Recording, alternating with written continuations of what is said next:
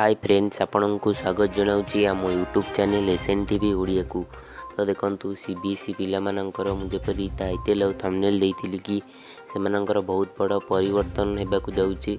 आपण माने ई poster T देखंतु एवं पोस्टर टी लिखा जाइछि जहाँकि सीबीएसई रो परिवर्तन आसी जहाँकि सीबीएसई पिलामानंक पई जो मैंने 10वीं श्रेणी परीक्षा देवे सीबीएसई यही वर्ष 2021-22 मसीह जो मैंने 10वीं श्रेणी परीक्षा देवे से बड़ खबर रही।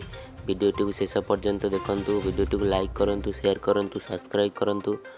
अपडेट टी रही सीबीएसई पिलामानंकर दुईटी टर्म्स रे एग्जाम हम। फास्ट टर्म रे सेमानंकर अक्टोबर रु नवेम्बर रु डिसेम्बर मास मध्य गोटे परीक्षा हे से 50% सिलेबस अनुसार परीक्षा करा जिवो और जो 30% सिलेबस कटि जाइछि ताकू बाद दे जहाँ भी किछि रही से 50% अनुसार पिलांकर परीक्षा करा जिवो और सेकेंड टर्म रे मार्च और एप्रिल मासरे परीक्षा करा जिवो से सेमानंकर आउ 50% जहाँ रही से परीक्षा करा जिवो।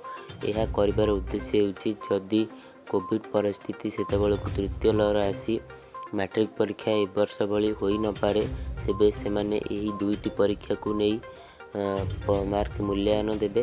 तेबे आपण मानक अनुरोध आपण माने जो परीक्षा भी होउछि स्कूल ले सब परीक्षा को बेस्ट करिया को चिंता करंतु। धन्यवाद। आज थिला गोटे छोट अपडेट भल लगे लाइक करेंगे, शेयर करेंगे, सब्सक्राइब करेंगे और कमेंट करंतु। धन्यवाद।